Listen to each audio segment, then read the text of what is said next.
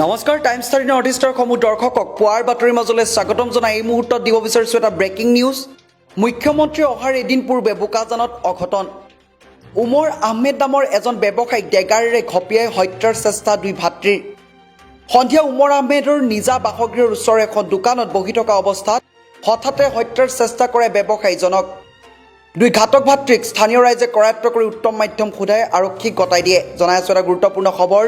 দুই ঘাতক ভাতৃৰ পৰা আৰক্ষীয়ে এটা পিষ্টল আৰু এখন ডেগাৰ উদ্ধাৰ কৰিছে বুলি জানিব পৰা গৈছে।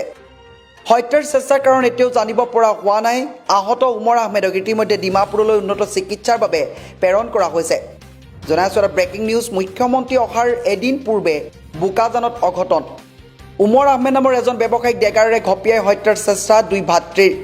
সন্ধিয়া উমৰ আহমেদৰ নিজা বাসগৃহৰ ওচৰৰ এখন দোকানত বহি থকা অৱস্থাত হঠাতে হত্যাৰ চেষ্টা কৰে ব্যৱসায়ীজনক। দুই ঘাতক ভাতৃক স্থানীয় ৰাইজে কৰায়ত্ব কৰি উত্তম মাধ্যম সোধাই আৰক্ষীক গতাই দিয়ে। জনাই আছোঁ এটা গুৰুত্বপূৰ্ণ খবৰ।